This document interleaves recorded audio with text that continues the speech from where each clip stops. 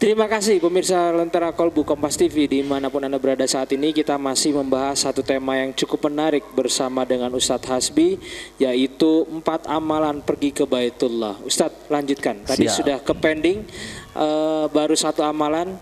Amalan kedua apa dan ketiga dan keempat? Amalan yang kedua, kalau ibu-ibu pengen cepat ke Baitullah, selain berdoa, pastikan sambut seruan Allah. Apa? Ketika Allah mengundang ibu-ibu, maka sambut. Nih, undangan Allah tuh gimana? Hah? Ketika kemudian terdengar di masjid, Allahu Akbar, Allahu Akbar, Allahu Akbar, Allahu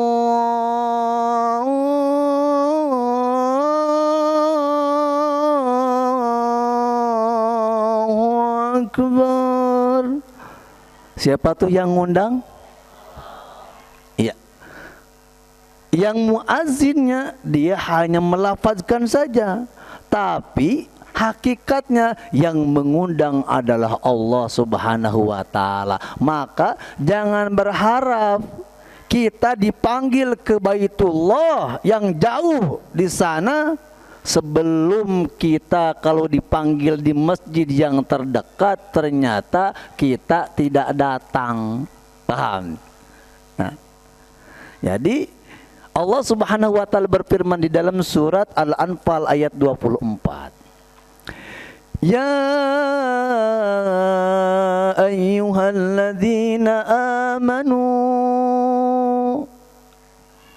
ya ayyuhalladzina amanu istajibu lillah, istajibu lillahi walirrasul idza da'akum lima yuhyikum. Kata Allah Subhanahu wa taala, hai orang-orang yang ada iman di hatinya,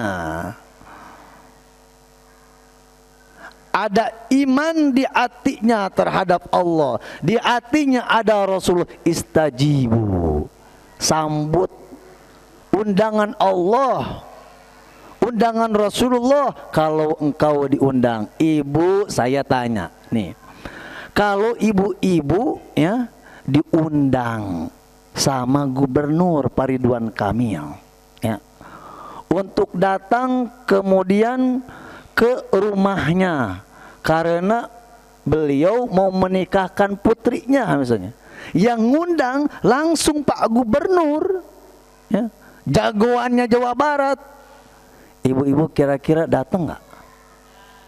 Kenapa? Gubernur.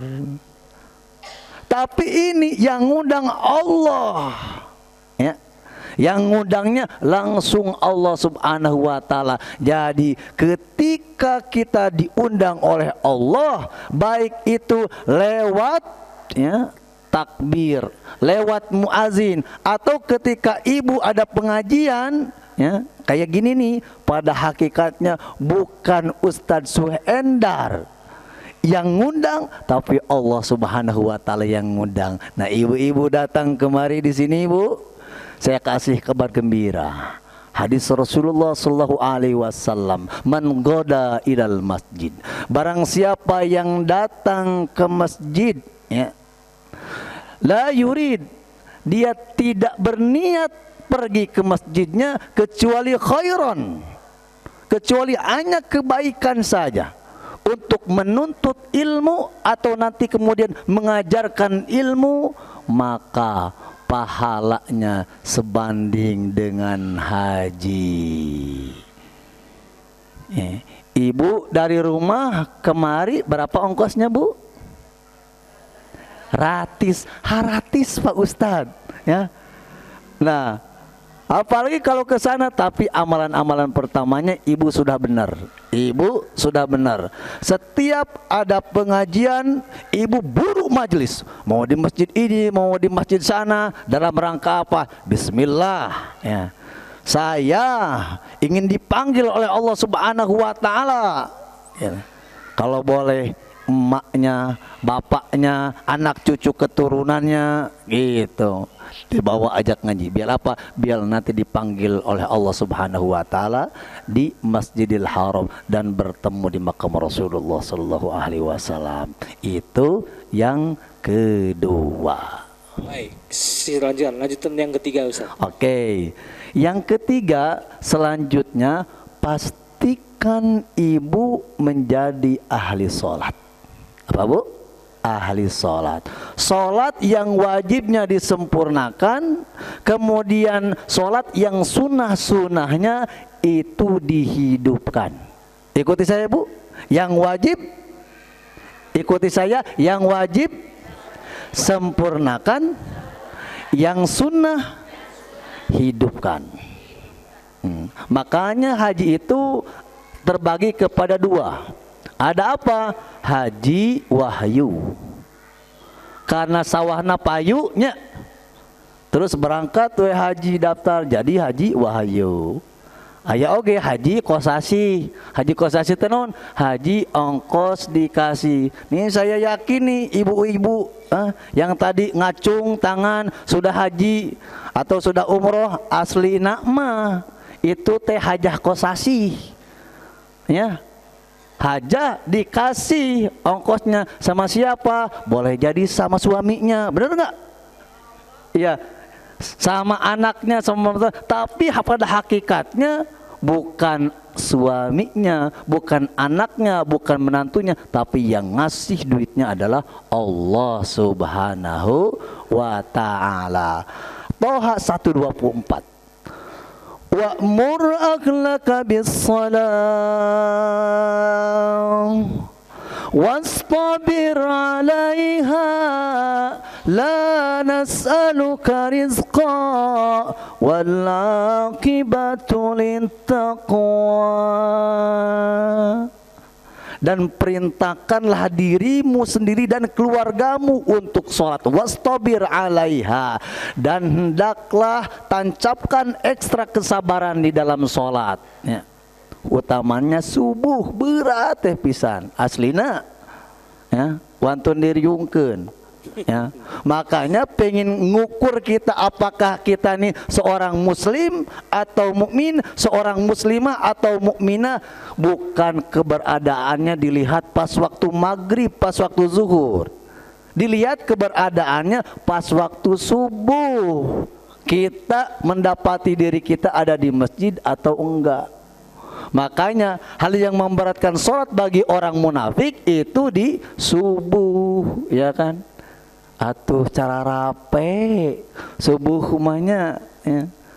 Tabu berbunyi, gemparkan alam sunyi, berkumandang suara azan, mendayu memecah sepi, selang-seling sahutan ayam. Tetapi insan walaupun ada hanya mata yang celik, dipejam lagi hatinya penuh benci, mendengkurlah kembali. Begitulah peristiwa di subuh hari setiap insan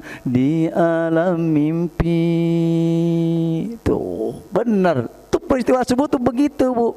Makanya orang Yahudi, orang kafir mah sieun tak perlu diperang, nggak perlu diperang. Pokoknya kalau umat Islam subuhnya sudah rame seperti sholat Jum'ah, aduh udah selesai.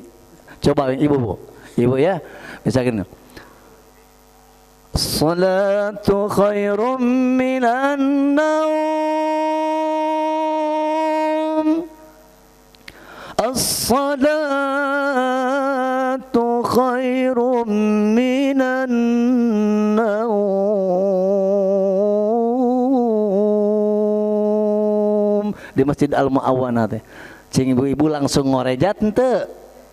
Ngorejat jam 3 teh Bu, ngorejat teu. Ngorejat Ustaz. Ngorejat. Ngorejatna langsung si simut teh dikendai. Iya. Iya. Baik. Iya. Baik, Alarm satu mematikan alarm yang lain. Oke, baik. Ini memang luar biasa. Masih banyak ada pembahasan satu lagi tentang amalan Siap. pergi ke Baitullah. Di segmen berikutnya akan kita lanjutkan. Tetap bersama kami di Kompas TV.